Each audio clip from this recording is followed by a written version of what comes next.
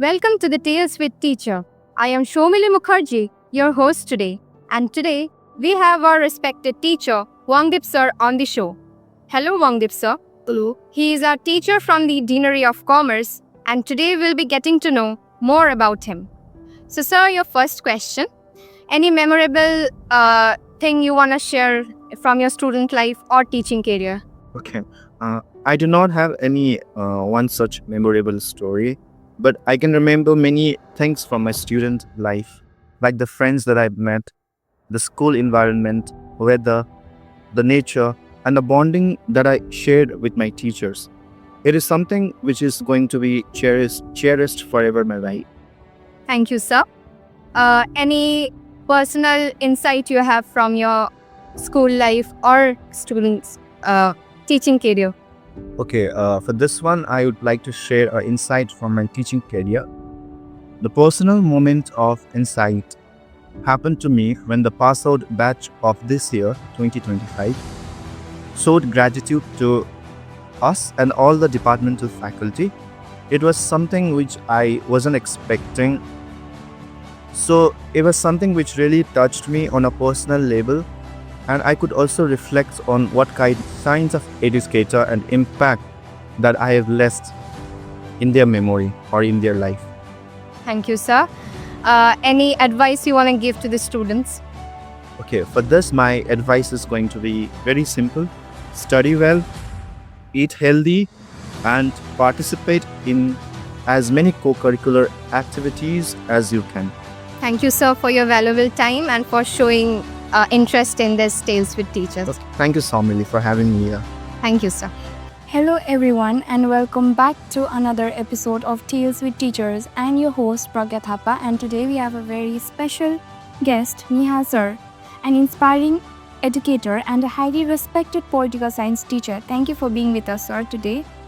So now let's start with this insightful conversation. So firstly, can you tell us a little about your journey into teaching and what inspired you to become a teacher? Wow. Firstly, I did my schooling from St. Robert School, Darjeeling, where I completed my 10th and my 12th. And then I came to Salesian College Siliguri itself, where I did my undergrad, my BA in Political Science Honours. Then I completed my Masters from Calcutta University. I have completed my NET set both here. And prior to coming to this college, I have taught in Don Bosco School. And I'm here right now, as you all can see. Next question now. So what's the biggest lesson teaching has taught you? The biggest lesson teaching has taught me is what Socrates also said. No, when you start learning, then you slowly, gradually realize that you know very little. Then you have to, work harder. You have to read every day. You have to observe. You have to understand certain things. So now I understand. When I first started, I thought of myself as I know everything. Now, when I know something, I know that I know a very little. So that is a very paradox, right? So next question. If you weren't a teacher, what do you think you did be doing right now? If I was not a teacher, Yes, sir. If I was not a teacher, I would, probably sitting at home doing nothing, because I think I did not had any plan B. So from the very early age, when I was a primary school kid, I wanted to become a teacher. I don't know why. So teacher, teaching, tutoring, mentoring, anything related to the students. No, so that was the whole idea for me. So I did not have any plan B. So next question. So be very honest, okay? Do teachers secretly have favorite students?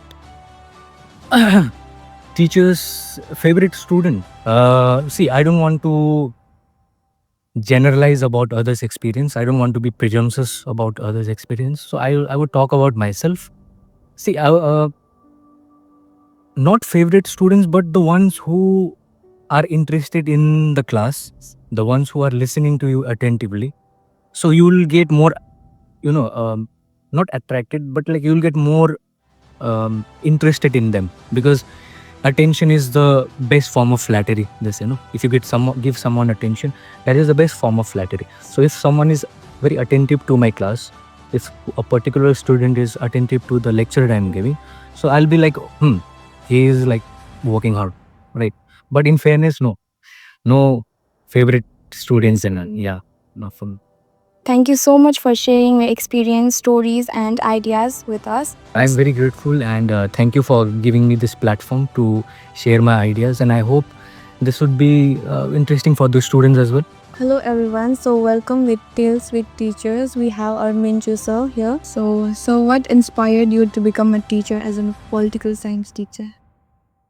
What inspired me is in this field as an assistant professor and in a teaching field, and specifically in higher education, is because it has some sort of independent thinking. First of all, you are not a slave or not a you can say person to be compelled by any sort of, you can say, rules and regulations, like institutional, or you can say anything such thing.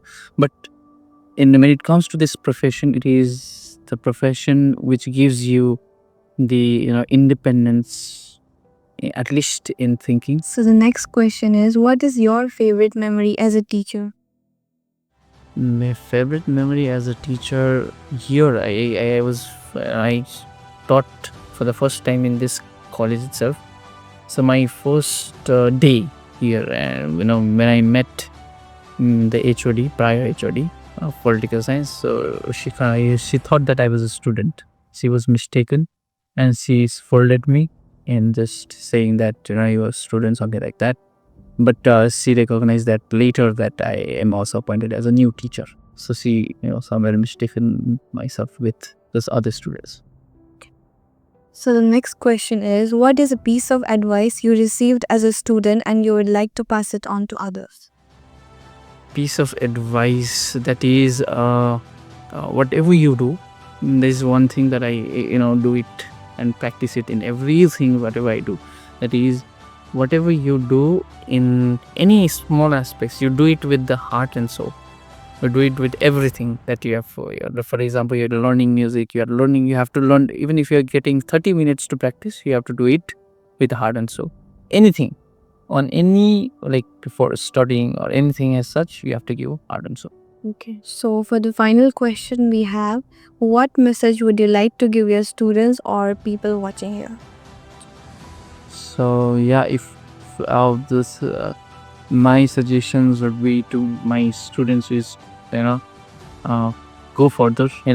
Don't limit yourself. Don't limit yourself with the syllabus. Don't limit yourself with the college. Don't limit yourself with the universities. Always go beyond. Always go further. Right. Try to know things which are unknown to the people. Right. So if you go in that way, and if you succeed, then you most probably they don't need to go for run after the success, I guess. Here we come to an end. Thank you, sir, for sharing your stories with us, and I hope you have a good day.